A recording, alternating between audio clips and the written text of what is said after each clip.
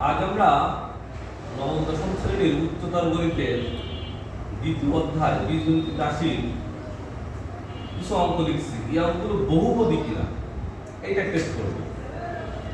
এই পাঁচটা রাশি বহুপদী কিনা সেইটা টেস্ট করব।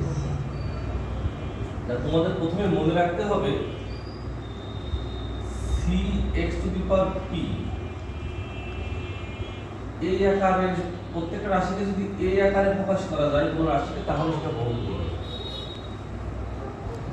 সিটি কোফিসিয়েন্ট মানে এই সহগ থাকতে হবে, পাওয়ার থাকতে হবে এবং একটা ভিত্তি থাকতে হবে। এইরকম কোনো আকারে যদি কোনো রাশিকে প্রকাশ করা যায় তাহলে সেই রাশিটা বহুপদী হবে। এখন আমরা শুরু করি। আসলে এই আকারে কোন কোন পদগুলো আছে। প্রথমে আমাদের আছে 2x3।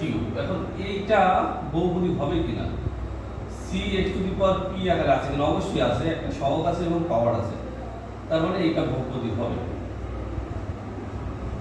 আচ্ছা, তাহলে প্রথমটা আমাদের বহুপদী হয়ে গেল। এবার দ্বিতীয় নম্বরে আসি। 7 - 3a² আছে, এইটাও একটা সহগ আছে, এই সহগ আছে প্লাস পাওয়ার আছে, তার মানে এইটাও বহুপদী হবে। 3 নম্বরে আসো।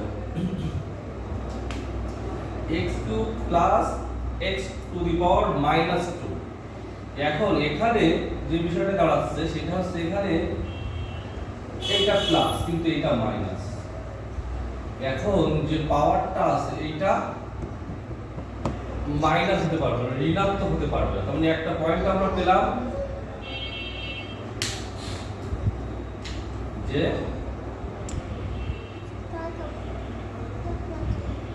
ঘাত ঋণাত্মক হতে পারবে না। তার মানে একটা পয়েন্ট আমরা খেয়াল করলাম যে ঘাত ঋণাত্মক হতে পারবে না। ঘাত যদি ঋণাত্মক হয়ে যায় তাহলে সেই পদটা বা রাশিটা বহুপদী হবে না। তাহলে এটা বহুপদী নয়।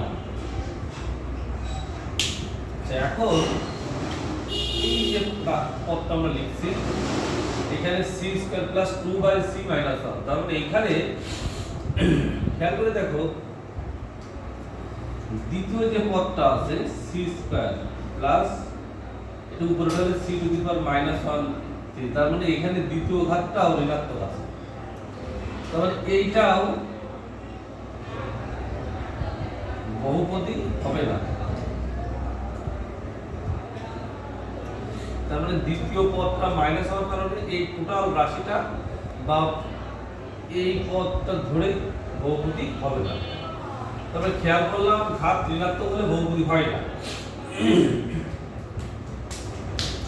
আচ্ছা, এরপরে রুটির ভিতরে যদি থাকে কোনো পদ, তাহলে এটা যদি আমরা ভাঙি n-4 উপরে 1/2, তার মানে যদি ঘাত পূর্ণ সংখ্যা না হয় তাহলে বহুপদী হবে না। পূর্ণ সংখ্যা তার মানে একটা পেলাম ঋণাত্মক, আর একটা হচ্ছে যদি ঘাত ভগ্নাংশ হয় তাহলেও বহুপদী হবে না। মহাজন বাজার খিয়াঘাটি আনন্দের সংবাদ, আনন্দের সংবাদ। আগামীকাল সকালবেলা মহাজন বাজার খিয়াঘাটি দেশি এগুলো জবাই করা হবে। তাহলে আমরা শিখলাম ঘাত যদি ঋণাত্মক হয় মানে মাইনাস হয় তাহলে বহুপদী হবে না, এবং ঘাতের পাওয়ার যদি ভগ্ন অংশ হয় তাহলেও বহুপদী হবে না। দুইটা জিনিস খেয়াল রাখতে হবে, ঋণাত্মক হতে পারবে না এবং পাওয়ারের ভগ্ন অংশ হতে পারবে না, তাহলে সেটা বহুপদী হবে না। এই দুটো পয়েন্ট যদি মনে রাখা যায় এবং cx⁻p তথ্যটা যদি মাথায় থাকে